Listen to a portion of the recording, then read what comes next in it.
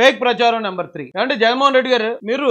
వివేకానంద రెడ్డి గారు మీ వాళ్ళు చంపేశారని తెలిసిన చంద్రబాబు నాయుడు గారు చంపేశారన్న వాళ్ళ బాబాయ్ వాళ్ళే చంపుకుంటారు ఏంటి అని అనుకున్నాం అప్పుడు నమ్మాం తర్వాత కోడికత్తితో మీరే డ్రామా ఆడి అది చంద్రబాబు నాయుడు గారి మీద నెట్టేశారు అప్పుడు కూడా నమ్మారు ప్రజలు కానీ మీరు అబద్ధాలు చెప్తారని తెలిసిపోయిన తర్వాత ఈ రోజున మీరు ఎంత దారుణంగా మాట్లాడతారు అనుకోలేదండి జగన్మోహన్ రెడ్డి గారు ఏమన్నారో నా నోటితో నేను చెప్పలేను ఒకసారి ఆయన మాట్లాడిన మాటలు మీరే వినండి ఈరోజు పిల్లల పరిస్థితి ఎట్టుందంటే ప్రభుత్వ హాస్టళ్లలో అనారోగ్యం వల్ల ఈ 18-19 మంత్స్ చంద్రబాబు రెజీంలో ఏకంగా 29 మంది పిల్లలు చనిపోయినారు అనారోగ్యంతో మృతి చెందిన పిల్లలు పార్వతీపురం జిల్లా పువ్వల అంజలి కురుపాం గిరిజన ఆశ్రమ పాఠశాలలో జాండీస్తో మృతి కల్పన కురుపాం గిరిజన ఆశ్రమ పాఠశాలలో జాండీస్తో మృతి తాడంకి చిన్నారి జాండీస్తో మృతి రష్మిక వెన్నెలవలస గిరిజన బాలికల ఆశ్రమోన్నత పాఠశాలలో మలేరియాతో మృతి హడ్డుబంగి గిరిజన సంక్షేమ ఆశ్రమ బాలికల పాఠశాల అనారోగ్యంతో మృతి పల్లవి అనారోగ్యంతో మృతి మామిడిపల్లి గిరిజన సంక్షేమ ఆశ్రమ పాఠశాల అనారోగ్యంతో మృతి మోహన్ దాస్ పాఠశాల జ్వరంతో మృతి గిరిజన బాలికల ఆశ్రమ పాఠశాలలో జ్వరంతో మృతి అవంతిక 29 మంది పిల్లలు చంద్రబాబు నాయుడు అధికారంలోకి వచ్చిన ఈ 18-19 నెలల్లో చనిపోయిన పిల్లలు ఆయనే క్లియర్ గా చెప్తున్నాడు పిల్లలు జ్వరంతో చనిపోయారు జాండీస్ తో చనిపోయారు అలాగే విష జ్వరంతో చనిపోయారు అనారోగ్యంతో చనిపోయారు అని చెప్తున్నారు ఏమంటే